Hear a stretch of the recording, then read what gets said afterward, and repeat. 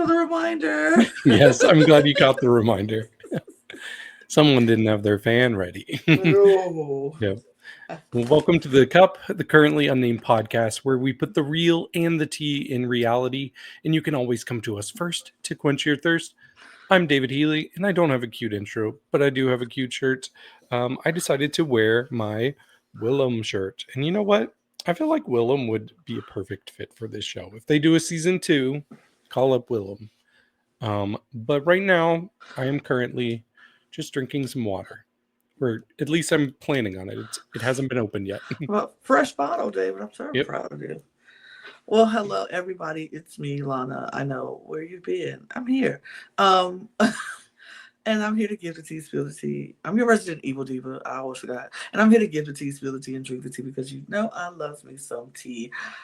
I too am drinking water, but not as fresh as David. I've been drinking. I actually been drinking on my water. So Good. Had a long day today of podcasting. So I've been drinking water, but stay hydrated, people. But I also have my most important thing, and that is my cup mug. Ew. Panel full of cup mugs. Panel full of cup mugs. Pew, pew, pew, pew, pew, pew, pew. House Rules Edition. And you can get your cup mug or any of our beautiful cup merch at lanagcreations.etsy.com. The link will be in the description below. And we do ship domestically here in the United States, Canada, and Mexico. And we do ship internationally. So there are no excuses. Even if your postal service decides to go a little slow, or I don't know what's happening. But it will show up. It will get there. It just might take a little time. So get your cup merch. Yes, do it. Well, we are back for episode 2 of Drag House Rules. We're going to be in it for the long haul, just like Jujubee probably is going to be against her will. Yeah. Yes. Look, do any of us feel like Jujubee in this moment? I don't know. Do we? Do you? Who knows? Maybe. But we do have some reminders for you. And Lana, can you tell us what those are? Absolutely. You need to subscribe to this channel because that would be a great thing for us. We would appreciate if you subscribe to this channel and all of our other channels. I know on the Cup TV, we are striving for 1,000 subscribers by the end of the year. On our other channels, we just need more subscribers. So subscribe to this channel, subscribe to all of our other channels. All the links will be in the description below. If you're a fan of competition reality shows, we do most of that on TV. If you're a fan of Eurovision Song Contest, we got that at the Cup ESC. And if you're a fan of WWE Wrestling, we got that at the Cup Ringside. Also, our audio podcast links are in that description below as well. If you need to check us out on the go, that is where you need to be. Go follow us on all of those platforms. And our Patreon is ready for you to join so you can see what goes on behind the scenes, get to know us as panelists, and when we're not talking about Drag House Rules or any other drag shows, we talk about other stuff. So go check us out in the Patreon as well. And to that, we appreciate you. All the support you give us, we appreciate you thoroughly. So thank you so much. We do. Yes. So let's get into this episode. Yes. So we start off the episode. Claymore gathers all the girls, and he tells them that they have to get ready for their first immunity challenge. They all come in one at a time. There's some interactions between the different queens and Claymore, and Rockham is sensing something going on between him and Manila. It's something happening under the... She says something and he like, I bet you would. Like, what is... It's... I don't know.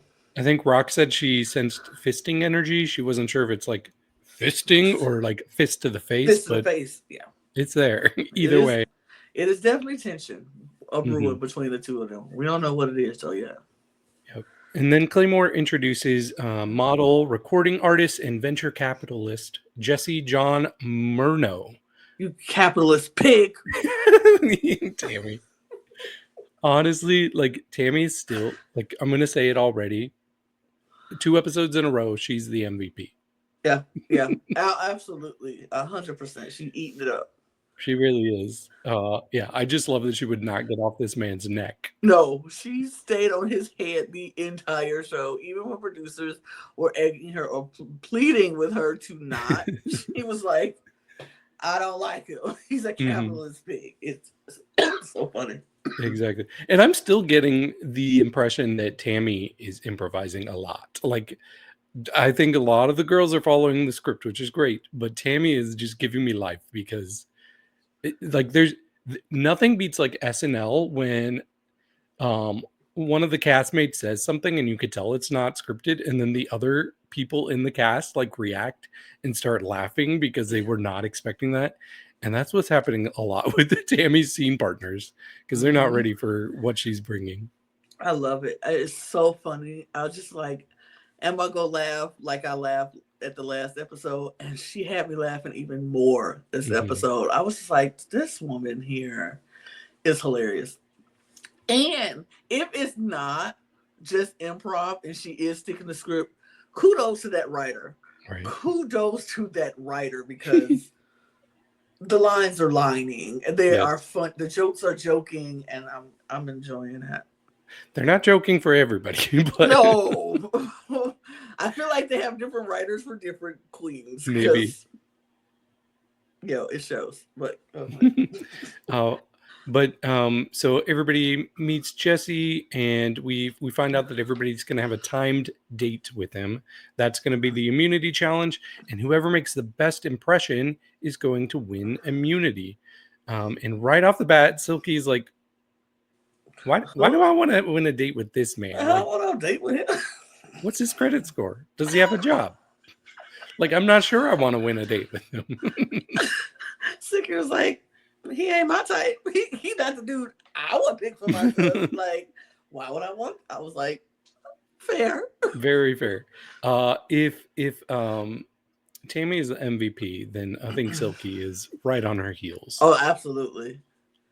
I think this was a very good episode for Silky, and like her disinterest in the model was good for her to play off of. Like, she played off of it really, really well, and she was just like, this man is what to me? Why would I want him? Like, this don't make no. And I'm like, I believed it. I believed she had no interest in this man. She could care less about him. I mean, she even said he's hot, but she doesn't care. Right. And that's real. That's so real. Like, I mean, he's cute and everything, but yeah.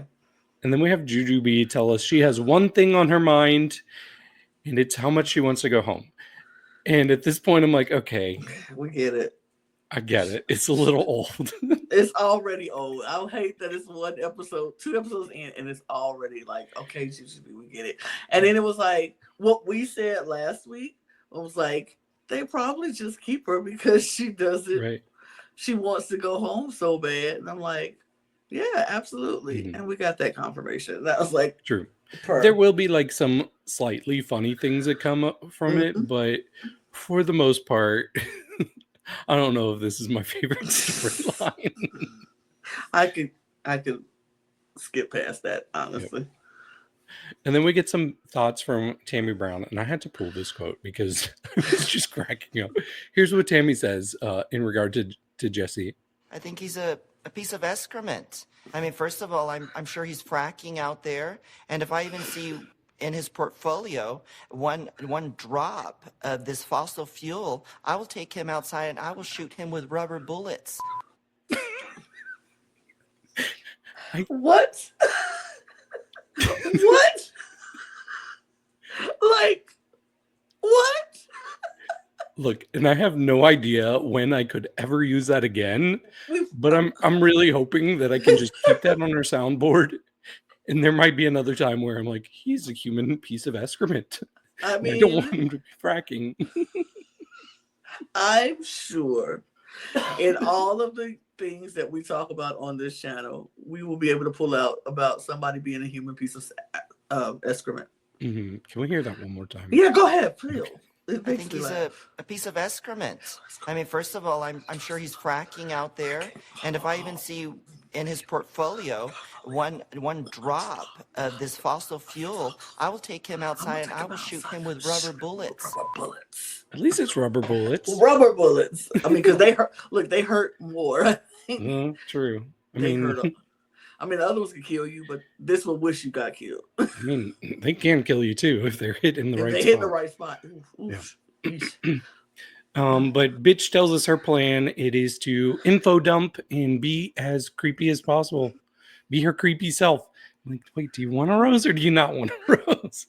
I think bitch was third in this episode for me after Silky, because I found her so entertaining and weirdly creepy, but not in the creeped out way where I'm like, I don't want to see it.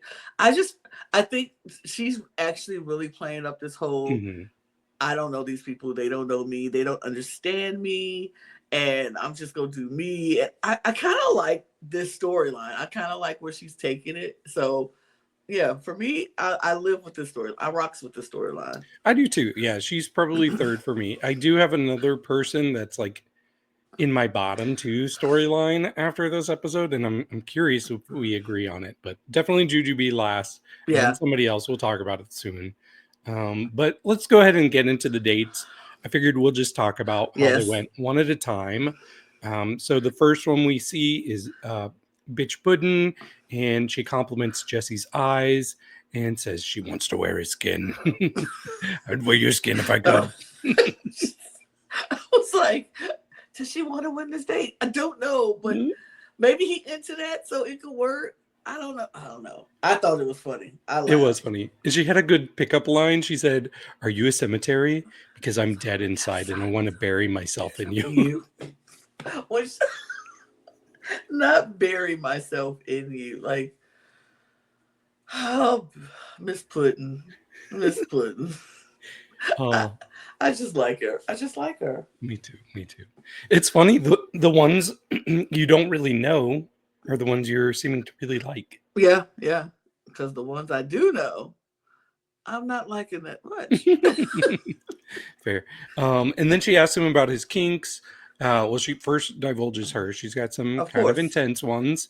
And then I felt so seen because I'm like, oh, that's me. He's like, walks on the beach. Like, he's super vanilla. Yes. I'm super vanilla. It's like, I don't need anything intense. Like, look, I'm with you. I'm like, let's just sit in Netflix and chill. Like, you don't have to do much. But yeah. So she's disappointed in him. He's not her cup of tea, I guess. Then we get Manila. I think Manila's fun in the segment. She says, on a scale of North America to North Korea, how free are you this weekend? What she said from Spread and Eagle. I was like, She says the answer is yes. Yes. I was like, that was funny. But I also am finding the storyline not my favorite from Manila. I'm like, I like her and I like that scene, but I'm like, outside of that, it wasn't as great for me. Yeah, it's not my favorite either. It's not one of my bottom two though. But she also wants. She also decides she wants to go do stuff under the table with him. When she slid down and the table was right, and I can't do it because I ain't Manila. But yo, I was like, she is like, she really wants this date or she really wants this immunity, and that's great for her. But it was funny to me. And I don't know about you, but the whole time I was like, poor Michael.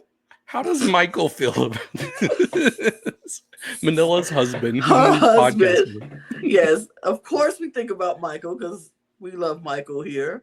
But like, yeah, that's let me know, like, okay, yes, this is fully scripted. Michael has nothing to worry about. True. And I would pick Michael over Jesse. Ooh. Yeah. The next person we have is Silky. And immediately we see that Jesse is super into Silky. Smitten. Yes. Smitten. It's like, you are my queen, my goddess, my, like, everything is Silky. Like, I know. Tell me something I don't know. Oh, I'm beautiful. I know. Like, I loved it. This was great. Yeah, he was straight up simping for her. He's like, your personality's up here, and she's like, well, grab a ladder then.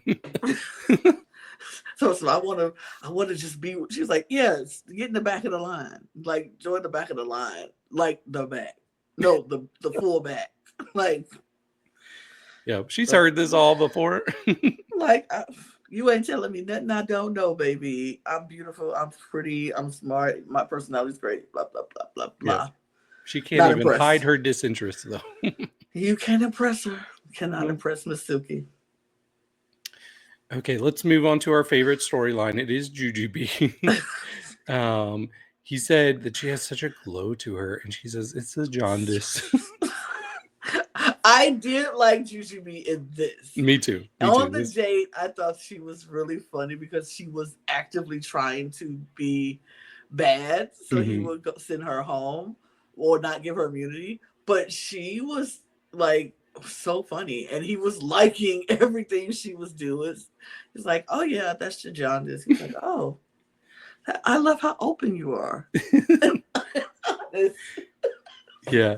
She says she has 6 cats and names them all. I don't remember their names, but one was Kevin. Kevin, yes, Like, there was a Kevin. It was a bitsy, itsy, something little, and then like all cat names, and then Kevin. And she takes their fur. Yes, she cleans them with her tongue. Oh my gosh. Look, you cracked up Lana so hard that she just dropped her I did. My whole setup just fell. I can't. Oh, Jujubee, you're so funny. She is. And then she just starts like talking about the other queens in the competition and really hyping them up. And yeah, that's when he's like, I find your honesty refreshing. So it's pretty clear everything she's doing is backfiring, which of course it is. Then we have our next person, which is the lovely Tammy Brown. And this part, it shows her, and she's just like, just staring at him with this goofy face and just not talking to him. Like, I almost pulled that as like a image, but we have way too many of those. We don't need any more. But her just staring at him like lifelessly. And then she started saying, and I didn't get this, and that's the appealing thing with Tammy is you half of the things she says, you don't get it, but it is still hilarious. She started saying, is this all the ass you kiss? Is this all the ass you kiss? And he didn't know what she was talking about. He was like, what? I don't. Like, is it all the ass you kiss? He didn't answer. He didn't answer. He didn't have an answer for that. I wouldn't have an answer for that, to be honest. I'm like, what do you mean? Mm-hmm. But it was just funny how she said it. It was like very, yeah. I like her. I like her so much. Me too. You need to see her on the show at some point, like Drag Race. Okay. Then we get Laganja, and she says, I'm gonna guess that you're a Leo. And then she goes on to describe like why she knows that, because he has a ferocity, but he has something to prove in himself and all this stuff. And Lana and I, being the big astrology people that we are not, we're like, okay, no. Sure. Sure. Okay. But he apparently was like, that's so me. Oh my God. You I feel like you know me. And everything Laganja said, he was just like, yes. Oh, I think you know me. Oh my God. This is so great. Like, you're so... I felt like he was having a therapy session right in that moment. Yeah, she decides, the best strategy is I'm going to listen to him now. And so he just goes on talking about how he had big ears as a child.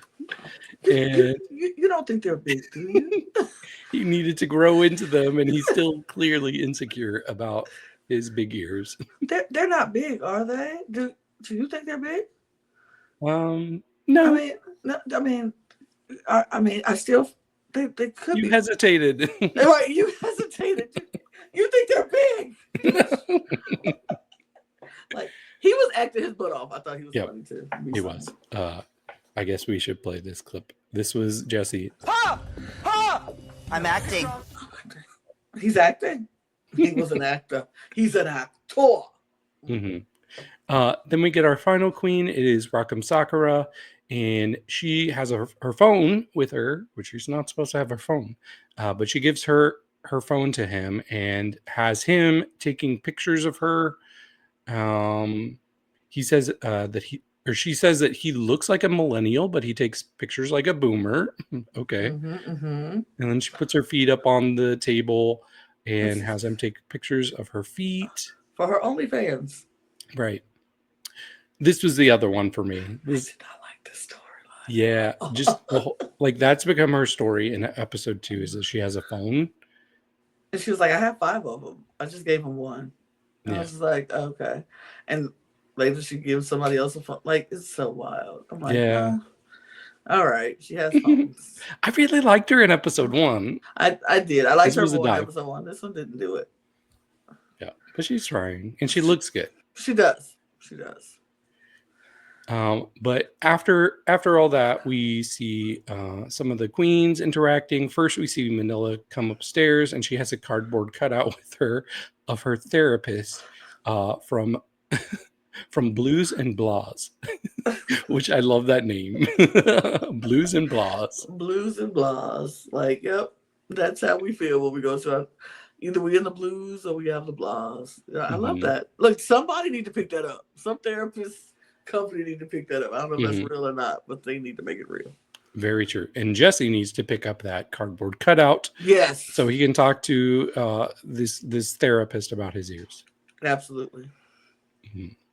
Jujubee is so exhausted, and she's talking to Silky. She's like, I'm so exhausted doing these competitions because I always make it to the end. Some girls get to have like a cute line and leave early, but I always have to go to the end, and it's exhausting. And meanwhile, Silky is making something in the blender. No, go ahead, girl. And then she's like, yeah, pina colada. Pina colada. She's like, this is terrible. Let me get my knife. When she pulled the knife out, I had to clop all that stuff in the glass. It was just like, ooh. Yeah. I don't drink, but pina coladas always intrigue me because they sound like they're delicious. I've had like mocktail versions and they're really good. So I'm not a fan of coconut, so that would that's why I don't like pina coladas. But I like strawberry daiquiris, and so which is the same thing as the pina colada type. Fair. They're in the same range. The girly drinks. Absolutely, I'm a girl. Like I'm a girl. I would take them. Silky, if you want to make me one without alcohol, I'll gladly take it. We're gonna get you a margarita with some alcohol in it one time. Margarita. Wait, with alcohol? Yeah. Oh, you're trying to break my alcohol virginity. Yep, we're gonna do it one day. I don't know. When we get together again, I'm gonna make sure we're in a safe environment. It's just me and you, and that's it. I won't tell anybody what happened. You go get your drink on, and then that's gonna be it. You won't ever drink again. We'll see about that. We'll see. But then we see Rakam join them, and she has her phone, and Silky's like, why do you have your phone? They took all of our phones. I got 5 of them. Yeah. Okay. I got 5 of them. It's like, okay. Then we get our duo of Laganja and Tammy talking again. I love them as a pair. Like, Laganja by herself is cool, but Laganja with Tammy, I love. Love. Absolutely. They're talking, and Laganja says Jesse needs to see a therapist. And she's like, he was just talking to me about his ears the whole time and how he thinks his ears are big. And then Tammy's like, I have a boyfriend. He has cauliflower ears.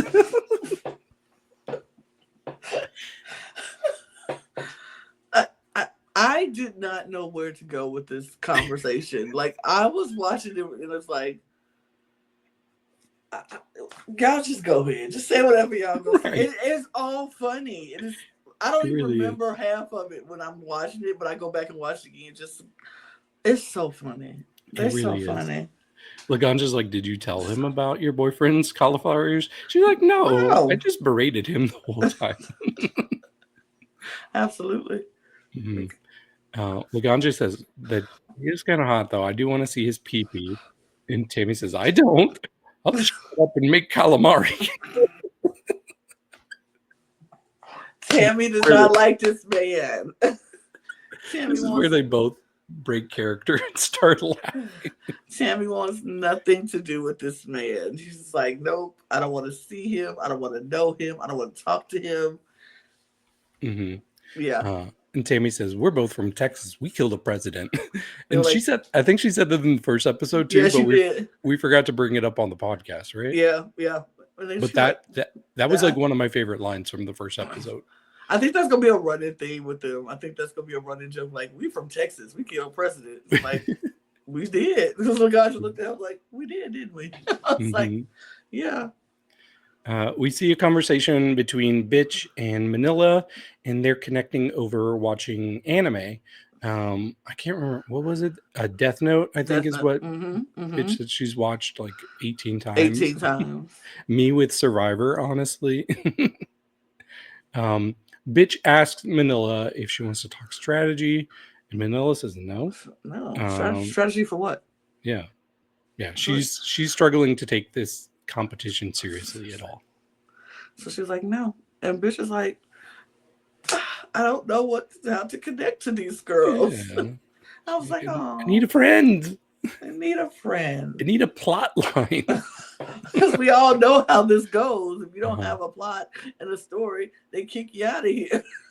It's kind of true though. Like if you think about like all the people in here, they either have like a scene partner that they're with a lot, or they have a very distinct plot line. And Bitch doesn't really have that, but she's still giving. Like I'm still liking what she's bringing. Oh, absolutely. I like her.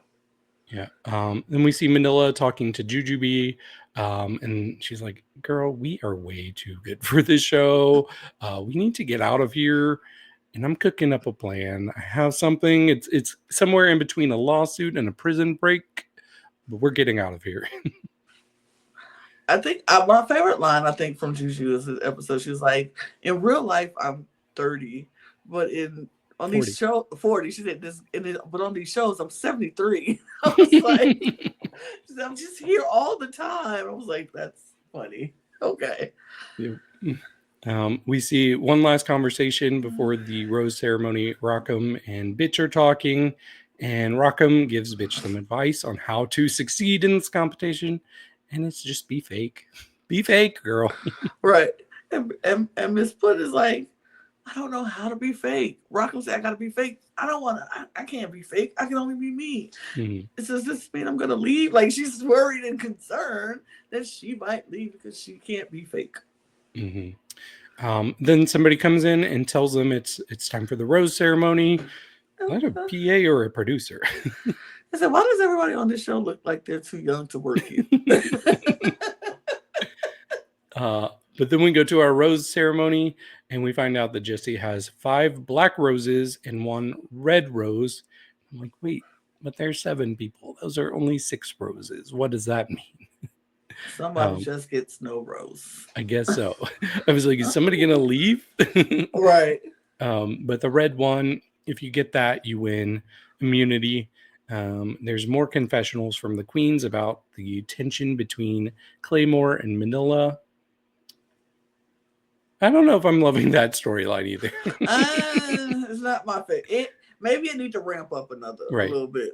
This start off, it's not jumping for me. It's like, the saying, show don't tell. I feel like we're being told about it a lot, and we're not seeing it so much. And we didn't see what led up to it in the first place. So it feels like it just came out of nowhere. So it's like, what the heck happened that made y'all have this tension that we all of a sudden supposed to see? Because it wasn't like the tension was there in the first episode. Right. It just came out of nowhere. It was like, oh. So, yeah. It's not hitting for me, but maybe it'll get better. I don't know. That's okay. They won't all hit, I guess. I guess. But we do have our first black rose, and it does go to Manila. And she's kind of annoyed. Yeah. She's like, well, desperation looks bad, so. Right. Our second Black Rose, this one surprised me. It went to Silky. I think he felt the disinterest. I guess so. She says, "Your loss." Right. And she sends him back. She's like, "Go on back there." Go back. Go ahead. Our third Black Rose is for Bitch Puddin'. And she says she feels targeted. Then next we have Jujubee. And she says, "Thanks for giving me a chance to be voted out of the house." And then our final Black Rose goes to Rockham. Oh, yes, Rockham. And she doesn't even notice because she's on her phone. Kind of like me, and I'm on my phone right now. Not noticing. Didn't notice or didn't remember. But yeah, I'm like, okay, put the phone down, girl. If it's a 1 episode arc, that's cool. But I don't need that in episode 3 and 4. Absolutely. And 5 and 6 and however many episodes. Then we see Tammy. She's just playing with her knife as we're waiting to figure out who's getting the red rose between Tammy and Laganja. She said a monkey dick. Someone's like, "Put that away." Like, my little monkey dick. I was like, oh. Yeah. She says that she would prefer somebody else to Jesse for the Bachelor. Her preference would be Satan because she knows he has a thorny prick. This woman, I swear this woman is wild. She is. So our final rose, the red rose, goes to Laganja. Yes. No surprise, his therapist. Right, exactly. So that means she is immune at the next elimination. And he says he felt so seen by her, and she helped him with her kindness and her gaze, like with the eyes gaze. Just in case there was any confusion there. Right, just in case. Mm-hmm. And they are told that it is now time to prepare for the voting ceremony. And Claymore says he will be taking Rockham's phone. Right. Thank you. But she has 5 of them. Oh, no. One for each of the next few episodes. Absolutely. Yeah. Then we see a little bit of plotting to finish off the episode. It seems like they're just going to close off every episode with Tammy and Laganja just chatting. But they're plotting and coming up with a scheme. Tammy says she wants to take out the trash. And then Jujubee walks by, overhearing them. And she says, "Oh, yes. And trash is spelled Jujub." They're like, ooh, I don't think Jujubee knows how to spell. No. Well, she's been trying to go home since she got here. They're like, we should just keep her. Yeah. Exactly. And then the icing on the cake at the very end was Tammy saying, "Look at that freak looking at us." And then it goes up to the window and it's Rockham. And that's why I was like, Rockham's going home. I can see it. I can see Rockham going home first. But it was a good episode. It's moving so slowly. Like it feels like we have had 2 full episodes and we still haven't seen any eliminations. And I'm like, there's 7 people. How long is this season? Are we gonna get eliminations? Right. Is it just going to actually no eliminations are going to happen the entire time? I'm not sure how many episodes there are this season. I know there's at least 6, but it could also just be 6. Interesting. So that would be wild. Interesting. Well, I guess we'll see because we ain't got nobody left yet. Ain't nobody left. So right.